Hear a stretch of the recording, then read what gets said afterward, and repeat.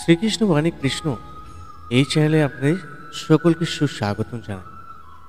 বন্ধুরা, কিভাবে ডাকলে ভগবান সাড়া দেয়, আজকে আমরা এই ভিডিও দ্বারা শোনার চেষ্টা করব, আর সেভাবেই ভগবানকে ডাকব।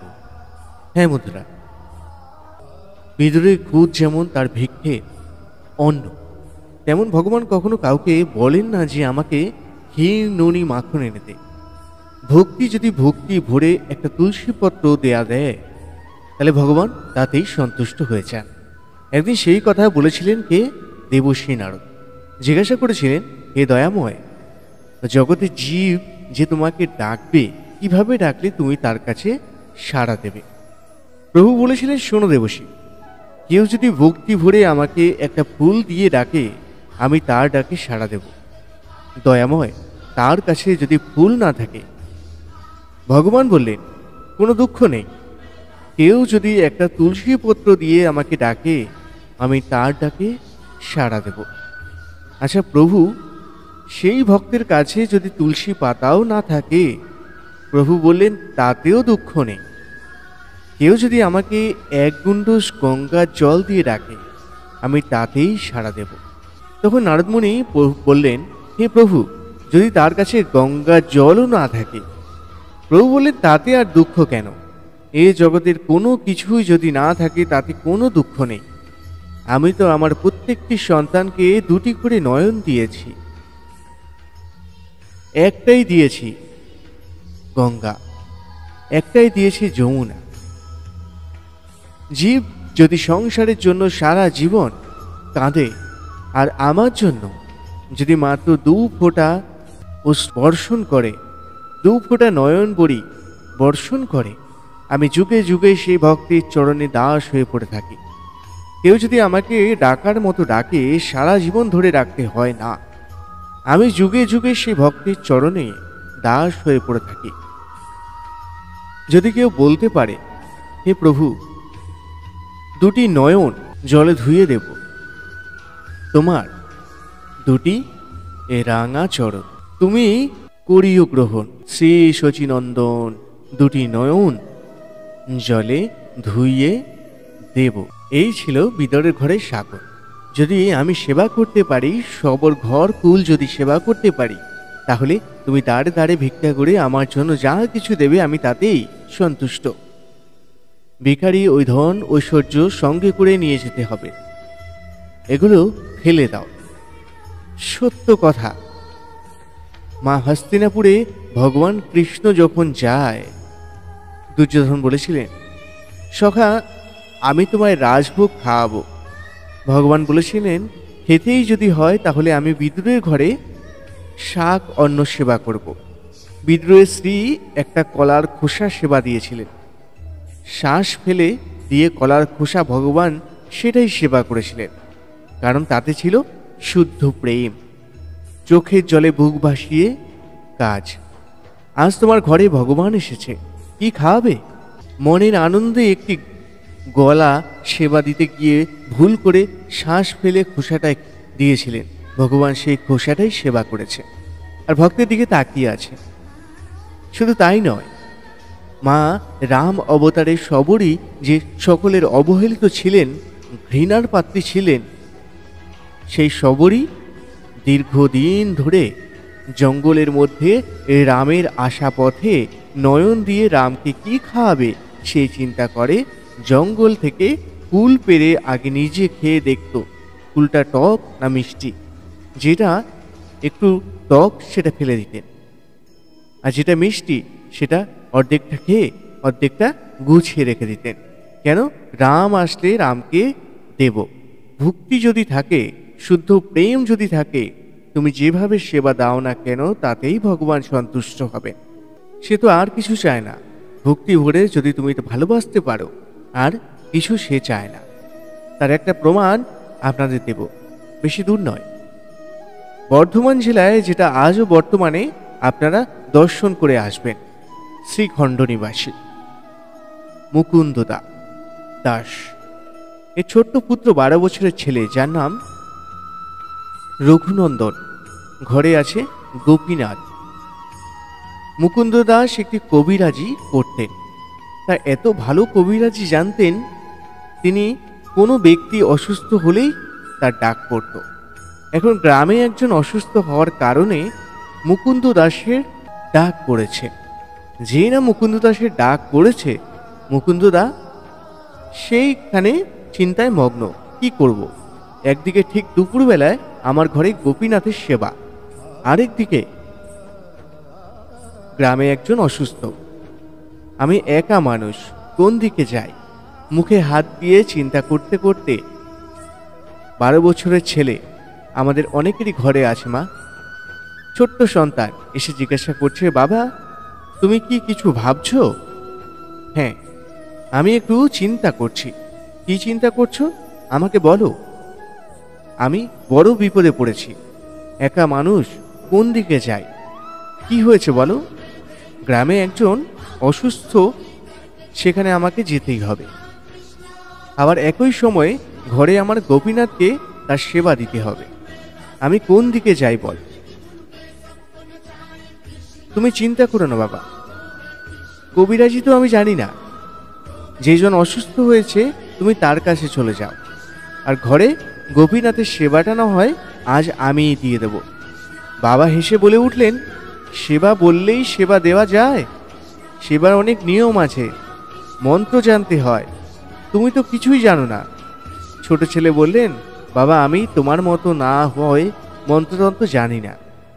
আমি যদি ওকে ভালোবেসে খাওয়াই, ওকে খাবে? ওকে খাবে না? তখন মুকুন্দ দাস কথাটা শুনে ভাবলেন, সত্যি তো, সবার ঊর্ধ্বে তো ভক্তি, যেখানে ভক্তি আছে সেখানে মন্ত্রের কৃপা প্রয়োজন। বৃন্দাবনের আলাপ গোয়ালিনী যারা, তারা তো মন্ত্র দিয়ে গোবিন্দকে ভালোবাসতেন না, তারা নিজেদের হৃদয় দিয়ে ভালোবাসতেন। তা আমার পুত্র যদি ভক্তি ভরে ওকে খাওয়ায়, এর জন্য তো মন্ত্রের দরকার নেই। ঠিকই বলেছিস। হ্যাঁ বাবা, যাক শোন, রান্নাঘরে সব কিছু গোছানো, রান্না হয়নি, তুই একটু রান্না করে সেবা দিয়ে দিস। ঠিক আছে বাবা, তুমি চিন্তা করো না, তুমি চলে যাও। মুকুন্দ দাস যাবার সময় বলে গেলেন, হরে রঘুনন্দন, আমার জন্য প্রসাদ রাখবি, আমি কিন্তু এসে প্রসাদ পাবো। চলে গেল মুকুন্দ দাস। আর ছোট্ট ছেলে রঘুনন্দন রন্ধনশালায় গিয়ে দেখছে মা যে রান্না হয়নি। জীবনে কোনোদিন সে রান্না করেনি। আজকে বাবাকে কথা দিয়েছে গোপীনাথকে খাওয়াবে, তাই আজ নিজে দায়িত্ব করে রান্না করতে এসেছে, কিন্তু রান্নার নিয়ম জানে না। কিছু ব্যঞ্জন ছিল, একমাত্র ঢেলে দিয়ে কোনো রকমে রান্না বসিয়েছে। কোনো রকম সিদ্ধ হয়েছে, এক পাত্র ঢেলে থালাটি হাতে করে নিয়ে গুটি গুটি পায়ে মন্দিরে ঢুকেছে।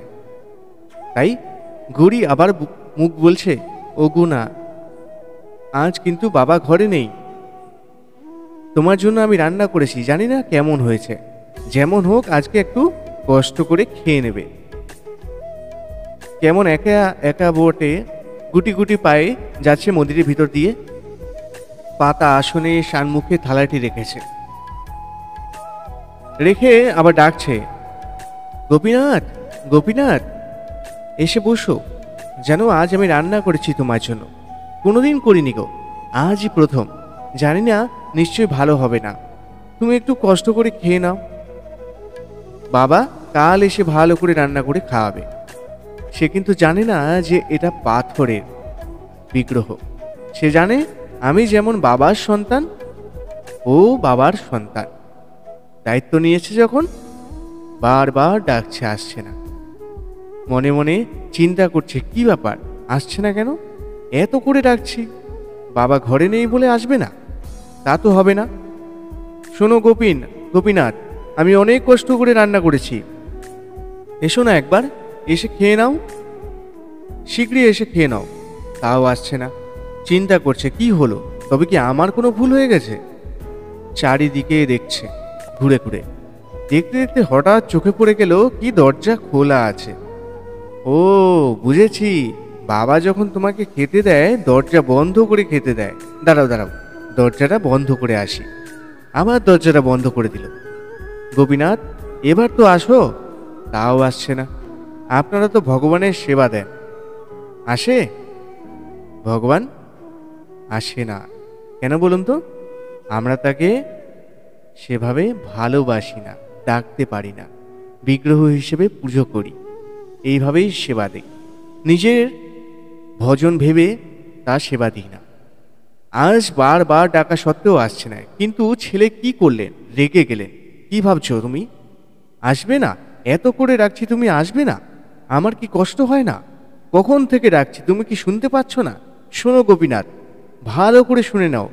আমি যখন খাই, আমার বাবা আমাকে লাঠি দিয়ে মেরে খাওয়ায়। তুমি যদি ভালো চাও এসো, তা না হলে, এই কথাটা বলে ছুটে গিয়ে মন্দির থেকে বাইরে বেরিয়ে একটা লাঠি জোগাড় করে নিয়ে ঠাকুরের সম্মুখে ধরলেন। গোপীনাথ, যদি ভালো চাও এসো, আর তা না হলে আমার হাতে কি দেখতে পাচ্ছ? এই লাঠি দিয়ে তোমায় মারব।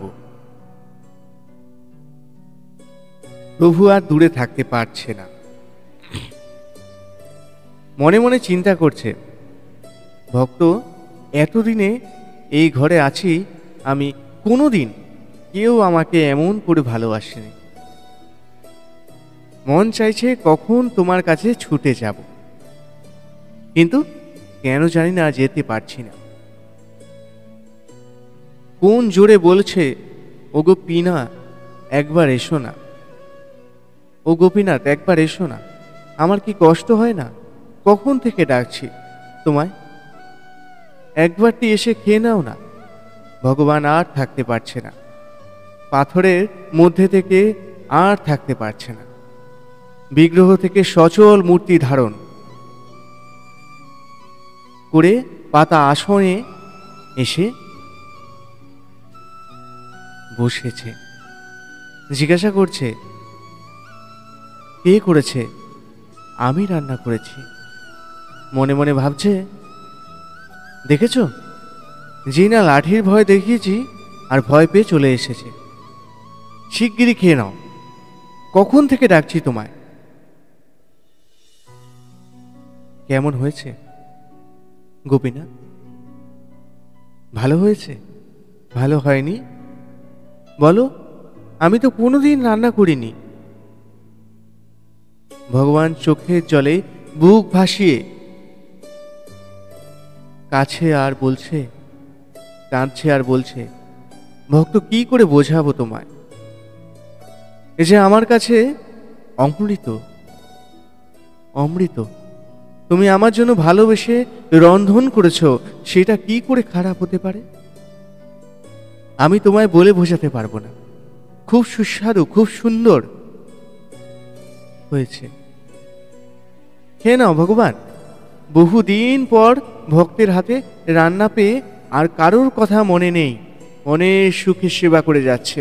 আর রঘুনন্দন পাশে দাঁড়িয়ে আছে। হঠাৎ রঘুনন্দন তার পাত্রের দিকে চেয়ে দেখছে যে আর কিচ্ছু নেই, অবশিষ্ট কিচ্ছু নেই। অবশেষে অল্প একটু ছিল, সেটাকে হাতে করে নিয়ে যেই না বদনে দিতে যাবে, এমন সময় ছুটে গিয়ে হাতটা চেপে ধরেছে রঘুনন্দন। গোপীনাথ, ওঠো, আর খাবে না। ওঠো বলছি, এক্ষুনি উঠে যাও। এ তুমি তো ডেকে ডেকে আমাকে নিয়ে এলে, আবার আমাকে তাড়িয়ে দিচ্ছ? না, তোমাকে আমি ডেকেছি বটে, তাই বলে তুমি সবটুকু খাবে? তুমি জানো না, আমি যা কিছু রান্না করেছি সবই তো তোমায় দিয়েছি। এখনো আমি খাইনি, আমার বাবা খায়নি। আমাদের জন্য একটু রাখবে না? পুরোটাই তুমি খেয়ে নেবে? প্রভু বলে উঠলেন, দেখো, আহা, জানো রঘুনন্দন, এতদিন পর না তোমার হাতে রান্না পেয়ে আজ আমার কারোর কথা মনে ছিল না। ঠিক আছে, আমার হাতে যেটুকু আছে এইটুকু আমি তোমার জন্য রেখে গেলাম। বেশি তো ছিল না, যেটুকু ছিল নিজের সেবা করে সুন্দর করে থালাটি ধুয়ে তুলে রেখেছে। যথাসময়ে মুকুন্দ দাস ঘরে ফিরেছে, গ্রামের কাজ সেরে ঘরে ফিরেছে। জিজ্ঞাসা করছে, রঘুনন্দন, বলো বাবা, কি রে, ঠিকঠাক সেবাটা দিয়েছিস তো? হ্যাঁ বাবা, তোমার চিন্তা নেই। আচ্ছা, আমার বড় কাজটা তুই করে দিয়েছিস, এবার আমাকে একটু প্রসাদ দে তো, খুবই খিদে পেয়েছে। জানো বাবা, আজ আর প্রসাদ নেই। প্রসাদ নেই কেন? প্রসাদ কি হলো? কোনো ভক্ত এসেছিল নাকি ঘরে? না না, কেউ আসেনি। তোমার এই গোপীনাথ তো সব খেয়ে নিচ্ছিল। ভাগ্যিস আমি হাতটা ধরেছিলাম, আমার জন্য একটু রেখেছিল, সেটা আমি খেয়ে ফেলেছি। মুকুন্দ দাস মনে মনে ভাবছে, এটা কি করে সম্ভব? প্রতিদিন তো আমি তাকে সেবা দিই, কোনো দিন তো সে সেবা করে না, আর আজ আমি ঘরে নেই, আজই খেয়ে নিল। না না, নিশ্চয়ই আমার ছেলে মিথ্যা কথা বলছে। সে নিজে খেয়ে পাথরের বিক্রির নামে দোষ দিচ্ছে। না না, এটা তো অন্যায়, এটা পাপ, এটা তো আমি মেনে নিতে পারবো না। আবার ছেলেকে সে ভগবানের সেবা দিয়ে নিজে সেবা করে, আজ সেই বিগ্রহের নামে দোষ দিচ্ছে। এর উপযুক্ত সাজা আমি ওকে দেব। কি করলেন? সেদিন কোনো কথা বললেন না। তার পরের দিন সকালবেলা ছেলেকে ডাকলেন। রঘুনন্দন, বলো বাবা, তুই তো ভালো সেবা দিতে শিখেছিস। শোন, আজও আমাকে একটু গ্রামে যেতে হবে, তাই আজ আর তোকে রান্না করতে হবে না। ঘরে নাড়ু তৈরি করা আছে, তুই একটা নাড়ু ভোগ দিয়ে দিবি, কেমন? ঠিক আছে বাবা, চিন্তা করো না। মুকুন্দ দাস কিন্তু গ্রামের কোনো কাজে যায়নি। সে কি করেছে? ঘর থেকে বেরিয়ে মন্দিরের পিছনে দেওয়ালে কান পেতে আছে। কেন? আজ হাতে নাতে ধরবে কে সেবা করে।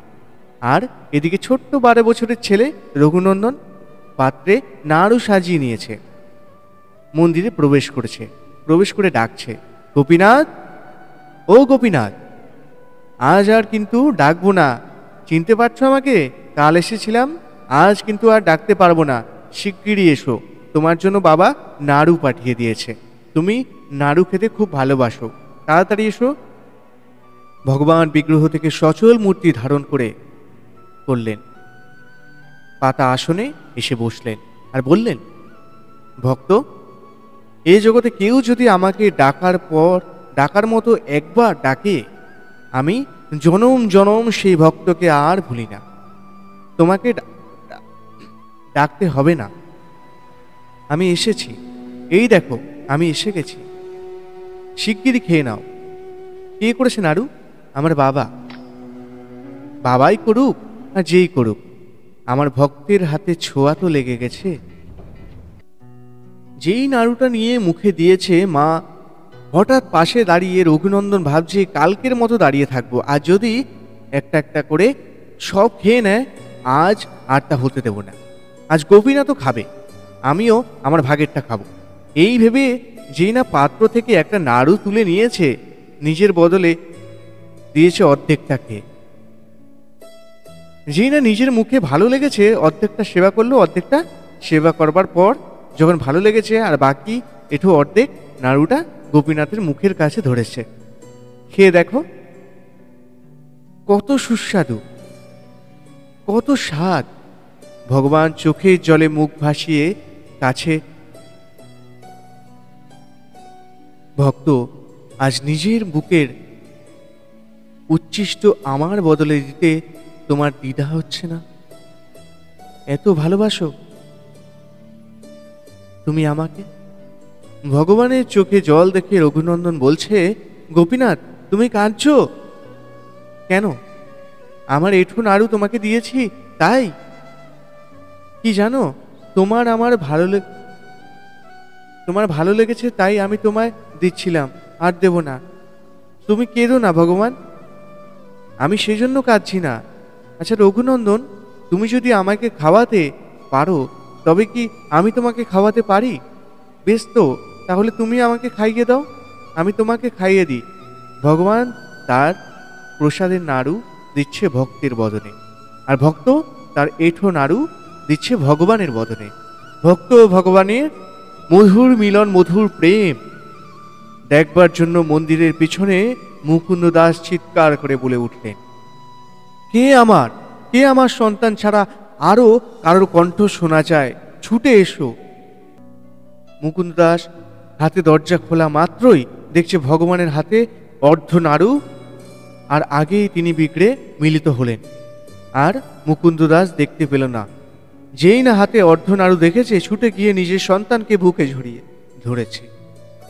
ধরেছে, বলছে, ওরে রঘুনন্দন, আমি এতদিন যাকে বিগ্রহ রূপে সেবা করেছি, আমি সেই জন্য তাকে দেখতে পাইনি। আর তুই যে নিজের মন থেকে ভালোবেসেছিলি, তুই তাকে দেখতে পেয়েছিস। একবার আমার বুকের মাঝে আয়, বুকের মধ্যে জড়িয়ে ধরে বলছে, ওরে এতদিন যার সেবা আমি দিলাম, সেই সেবা আমার ব্যর্থ হলো। আমার কাছে আয়, তোকে জড়িয়ে ধরে আমার আমার অযোগ্য দেহকে যোগ্য করি। তো এই হলো আমাদের প্রথম ও ভগবানের কাছে নিবেদন করার চরম আশ্রয়, যেটা আমরা করিই না কখনো। এইভাবে ভগবানকে যদি সেবা দেন, তাহলে ভগবান নিজে আসবেন। জয় শ্রীকৃষ্ণ, জয় রাধেশ্যাম। আজকের ভিডিও এই পর্যন্তই। আপনার ভিডিও